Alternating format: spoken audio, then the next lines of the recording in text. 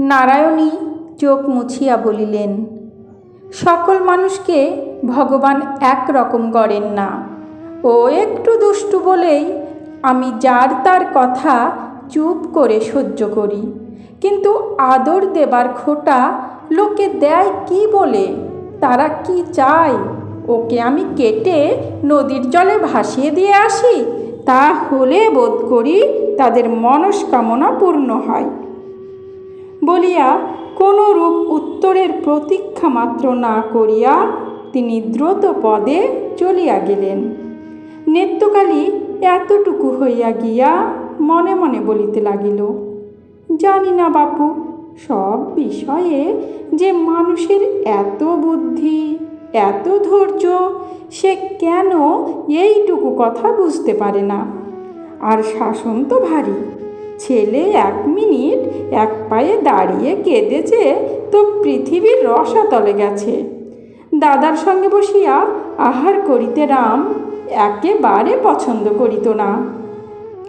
আজ রাত্রে ইচ্ছা করিয়াই নারায়ণী 2 ভাইয়ের খাবার পাশাপাশি দিয়া অদূরে বসিয়াছিলেন। রাম ঘরে ঢুকিয়াই লাফাইয়া উঠিল, যাও, আমি খাবো না, কিছুতেই খাবো না। নারায়ণী বলিলেন, তবে শুগে যা। তাহার গম্ভীর কণ্ঠস্বরে রামের লাফানি বন্ধ হইল, কিন্তু সে খাইতে বসিল না, চুপ করিয়া দাঁড়াইয়া রহিল। রান্নাঘরে আর একটা দরজা দিয়া শ্যামলাল ঘরে ঢুকিতেই রাম ঝড়ের মতো বাহির হইয়া গেল। শ্যামলাল ধীরে সুস্থে খাইতে বসিয়া বলিলেন, রেমো খেলে না যে? নারায়ণী সংক্ষেপে বলিলেন, ও আমার সঙ্গে খাবে। আহার শেষ করিয়া শ্যামলাল চলিয়া যাইবা মাত্রই রাম 1 মুঠো ছাই লইয়া ঘরে ঢুকিয়া বলিল, আমি কাউকে খেতে দেব না, সকলের পাতে ছাই দিয়ে দেব, দি। নারায়ণী মুখ তুলিয়া বলিলেন, দিয়ে একবার মজা দেখ না। রাম ছাই মুঠা হাতে করিয়া সুর বদলাইয়া বলিল, ভারী মজা। সকালবেলা আমাকে ঠকিয়ে ভাত খাইয়ে দিয়ে এখন মজা দেখো না? তুই খেলি কেন? তুমি যে বললে রাত্রিরে। বুড়ো খোকা, পরের হাতে খেতে তোর লজ্জা করে না? রাম আশ্চর্য হইয়া বলিল, পরের হাতে কোথায়? তুমি যে বললে। নারায়ণী আর তর্ক না করিয়া বলিলেন, আচ্ছা যা, ছাই ফেলে দিয়ে হাত ধুয়ে আয়, কিন্তু আর কোনো দিন খেতে চাস? খাওয়ানো তখন শেষ হয় নাই। নিত্যকালী বিনা প্রয়োজনে একবার দরজার সম্মুখ দিয়া ভিতরে দৃষ্টি নিক্ষেপ করিয়া ওদিকের বারান্দায় চলিয়া গেল। নারায়ণী দেখিয়া বলিলেন, রাম, কখনো কি একটু শান্ত হবি নে ভাই? ভগবান কোনো দিন কি তোর একটু সুমতি দেবেন না? লোকের কথা যে আমি আর সহ্য করতে পারি নে। রাম মুখের ভাত গিলিয়া লইয়া বলিল, কে লোক, তার নাম বলো। নারায়ণী নিঃশ্বাস ফেলিয়া বলিলেন, বাস, কে লোক, ওকে তার নাম বলে দাও। কিন্তু মাস কয়েক পরে সত্যই নারায়ণীর অসহ্য হইয়া উঠিল। তাহার বিধবা মা দিগম্বরী 10 বছরের কন্যা সুরধুনীকে লইয়া এতদিন কোনো মতে তাহার ভাইয়ের বাড়িতে দিন কাটাইতেছিলেন। হঠাৎ সেই ভাইটির মৃত্যু হওয়ায় তাহার আর দাঁড়াইবার স্থান রহিল না। নারায়ণী স্বামীকে সম্মত করাইয়া তাহাদিগকে আনাইতে লোক পাঠাইয়া দিলেন। তাহারা আসিলেন এবং আসিয়াই দিগম্বরী মেয়েকে তো ডিঙ্গায়া গেলেনি, সেই সুবাদে রামকেও ডিঙ্গাবার জন্য পা বাড়াইতে লাগিলেন। প্রথম হইতে তিনি রামকে বিদ্বেষের চোখে দেখিতে লাগিলেন। আজ সকালবেলা রাম 2-3 হাত একটা অশ্বত্থ চারা আনিয়া উঠোনের মাঝখানে পুঁতিতে আরম্ভ করিয়া দিল। রান্নাঘরের দাওয়ায় বসিয়া দিগম্বরী মালা ঘুরাইতে ঘুরাইতে সমস্ত লক্ষ্য করিয়া তীক্ষ্ণ স্বরে বলিলেন, ওটা কি হচ্ছে রাম? রাম তাহার দিকে চাহিয়া বলিল, অশ্বত্থ গাছটা বড় হলে বেশ ছায়া হবে গো। মাস্টারমশাই বলেছে অশ্বত্থের ছায়া খুব ভালো। গোবিন্দ, যা ঘটি করে জল নিয়ে আয়। ভোলা মোটা দেখে একটা বাঁশ কেটে আন, বেড়া দিতে হবে, নইলে গরু বাছুরে খেয়ে ফেলবে।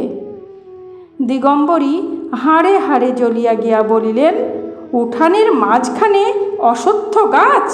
এমন সৃষ্টি ছাড়া কাণ্ড কখনো বাপের বয়সে দেখিনি বাবা। রাম সে কথায় কর্ণপাতও করিল না। গোবিন্দ তাহার সামর্থ্য অনুযায়ী একটি ছোট ঘটি করিয়া জল আনিয়া উপস্থিত করিয়াছিল। রাম তাহার হাত হইতে ঘটিটি লইয়া সস্নেহে হাসিয়া বলিল, এটুকু জলে কি হবে রে পাগলা? তুই বরং দাঁড়া এইখানে, আমি জল আনি গে। তাহার পর ঘড়া ঘড়া জল ঢালিয়া সমস্ত উঠানটা কাদা করিয়া রাম যখন গাছ পোতা শেষ করিয়াছে, তখন নারায়ণী নদী হইতে স্নান করিয়া ফিরিয়া আসিলেন। দিগম্বরী এতক্ষণ তুষের আগুনে দগ্ধ হইতেছিলেন, কারণ তাহার চোখের সম্মুখে এই হিতকর বিরাট অনুষ্ঠানটি আরম্ভ হইয়া প্রায় সমাধা হইয়া উঠিয়াছিল। তিনি মেয়েকে দেখিতে পাইয়া চিৎকার করিয়া উঠিলেন, দেখ নারানী, চেয়ে দেখ, তোর দেওরের কাণ্ডটা একবার দেখ। উঠানের মাঝখানে অশ্বত্থ গাছ পুঁতে বলে কিনা ছায়া হবে। আবার ওদিকে চেয়ে দেখ হারামজাদা ভোলার কাণ্ড, একটা আস্ত বাঁশঝাড় কেটে নিয়ে ঢুকেছে বেড়া দেওয়া হবে বলে। নারায়ণী চাহিয়া দেখিলেন, সত্যি একরাশ বাঁশ ও কঞ্চি টানিয়া আনিয়া ভোলা উঠানে ঢুকিতেছে। ভোলা রামের প্রায় সমবয়সী। নারায়ণী হাসিতে লাগিলেন। ওদিকে মায়ের ক্রোধ ব্যস্ত ভাব, এদিকে রামের এই পাগলামি, সমস্ত জিনিসটাই তাহার কাছে পরম হাস্যকর ব্যাপার বলিয়া ঠেকিল। হাসিয়া বলিলেন, উঠানের মাঝখানে অশ্বত্থ গাছ কি হবে রে? রাম আশ্চর্য হইয়া বলিল, কি হবে বৌদি? কেমন চমৎকার ঠান্ডা ছায়া হবে বলো তো। আর এই যে ছোট ডালটি দেখছ, ওটি বড় হলে এই গোবিন্দ, আঙ্গুল দেখাসনি, বড় হলে গোবিন্দের জন্যে একটা দোলা টাঙ্গিয়ে দেব। ভোলা একটু উঁচু করে বেড়া দিতে হবে, নইলে কালি গলা বাড়িয়ে খেয়ে নেবে। দে কাটারিখানা আমার হাতে দে, তুই পারবি নে।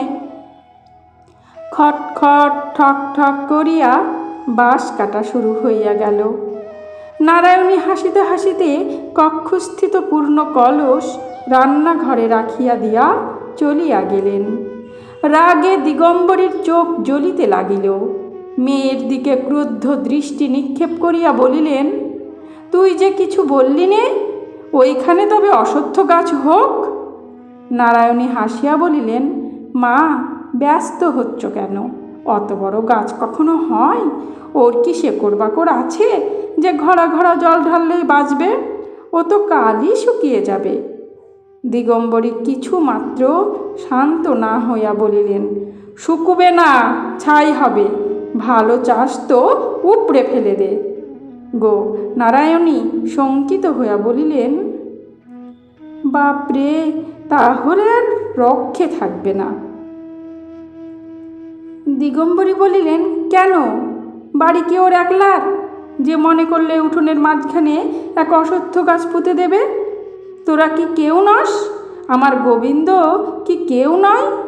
মা গো, অশ্বত্থ গাছের উপরে এসে রাজ্যের কাক, চিল, শকুনি বাসা করবে, হাড় গোড় ফেলে নোংরা করবে।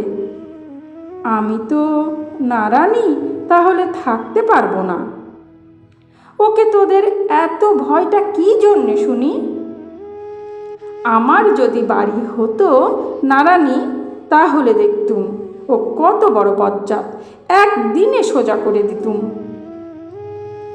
নারায়ণী মায়ের বুকের ভিতরটা যেন দর্পণের মতো স্পষ্ট দেখিতে পাইলেন। কিছুক্ষণ চুপ করিয়া থাকিয়া জোর করিয়া হাসিয়া বলিলেন, ছেলে মানুষ, ওর এখন বুদ্ধি কি মা? বুদ্ধি থাকলে কি কেউ নিজের বাড়ির উঠোনে অশ্বত্থ গাছ পোঁতে? দুদিন থাক, তারপরে ও আপনি ফেলে দেবে। দিগম্বরী বলিলেন, ফেলে দেবে? ও কেন দেবে? আমি নিজেই দেব। নারায়ণী কহিলেন, না মা, ও কাজ করো না, তোমাকে বলছি। ওকে চেনো না, আমি ছাড়া ওর বড় ভাইও ছুতে সাহস করবে না।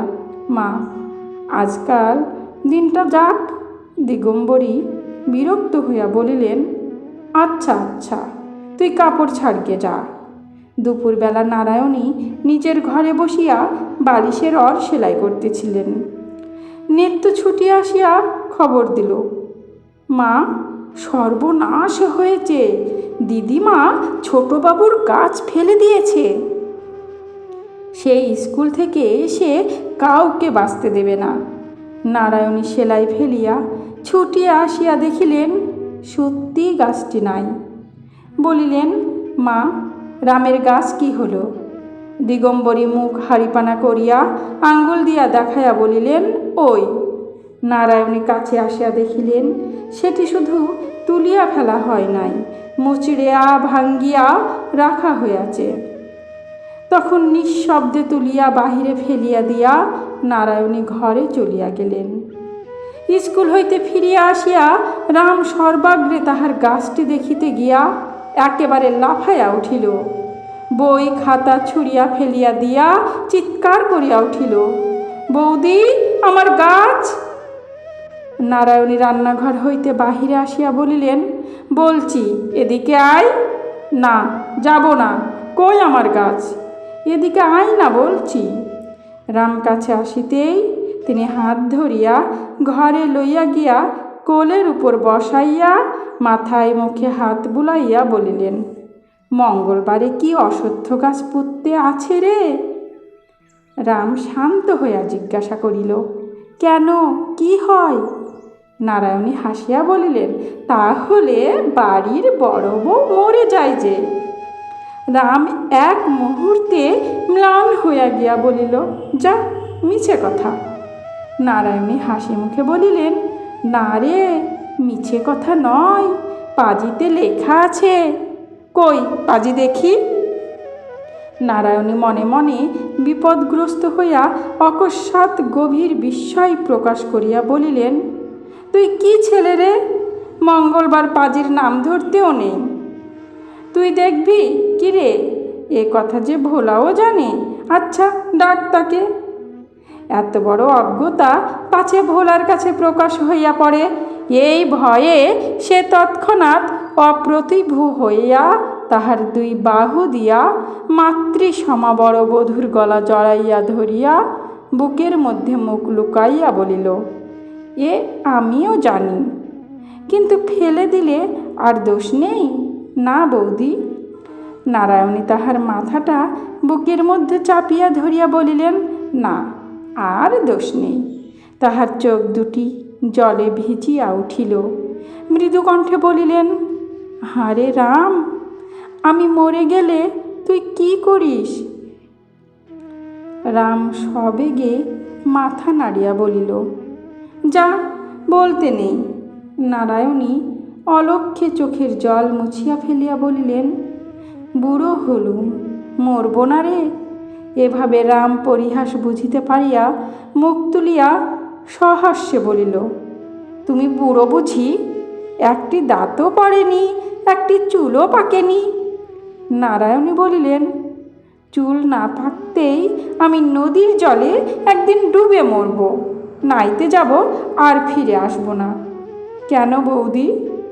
তোর জ্বালাই আমার মাকে তুই দেখতে পারিস নে, দিন রাত ঝগড়া করিস।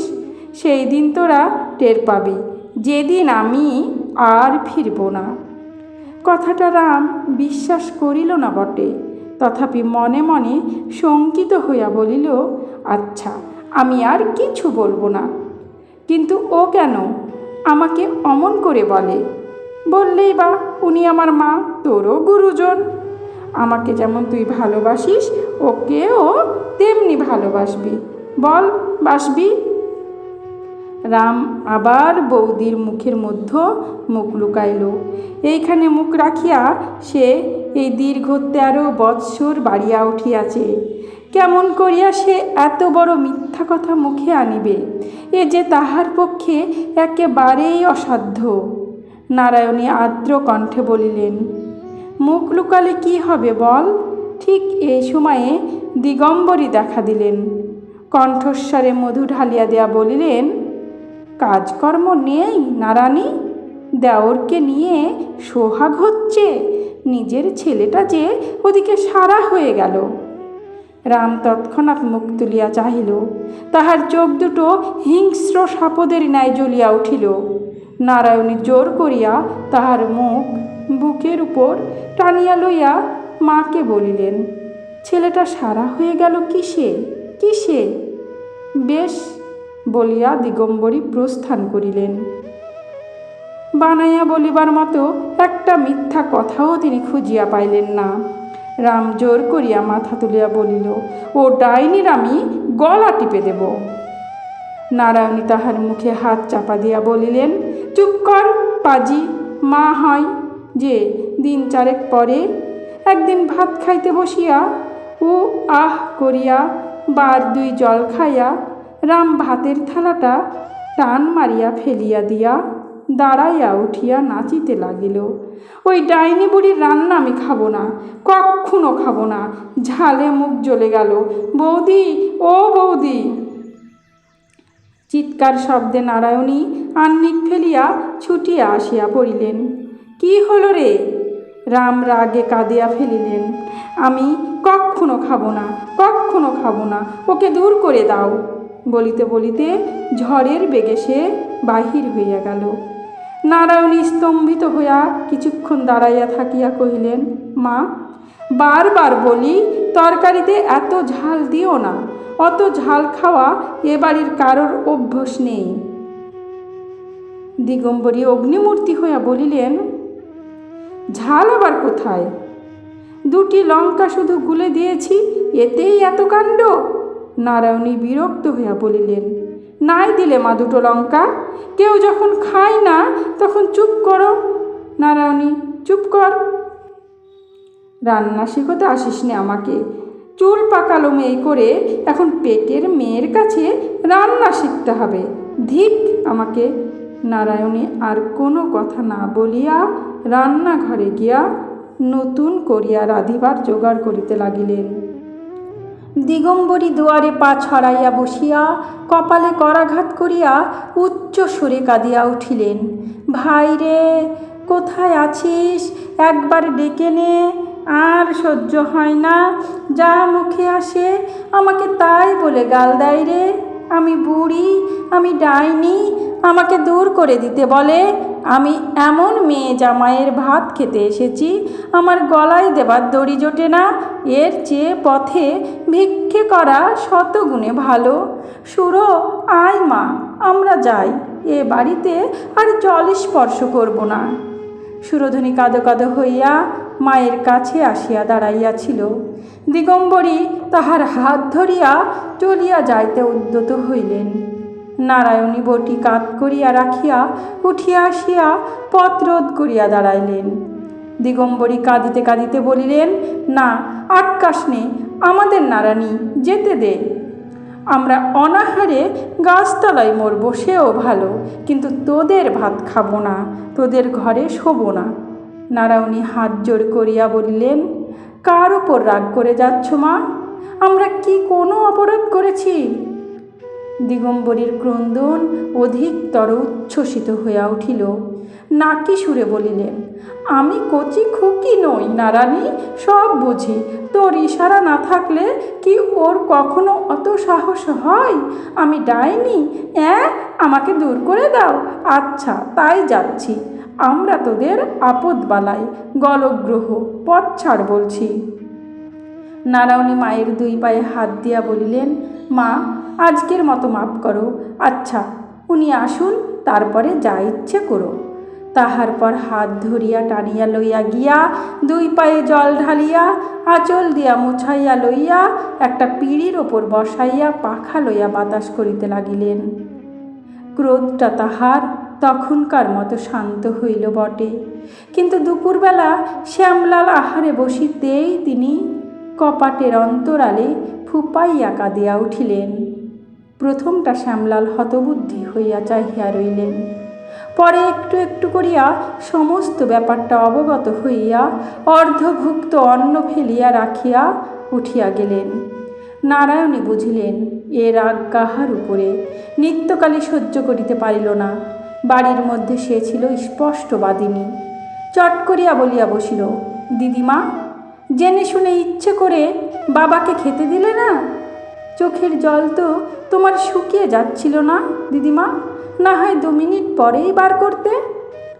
দিগম্বরী মুখ কালি করিয়া নিরুত্তরে বসিয়া রহিলেন।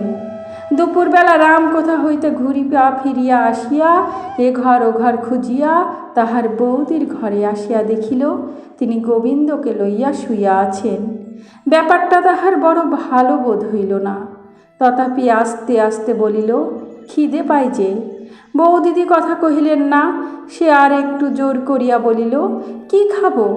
নারায়ণী শুইয়া থাকিয়াই বলিলেন, আমি জানি নেই, যা এখান থেকে। না, যাব না, আমার খিদে পায় না বুঝি।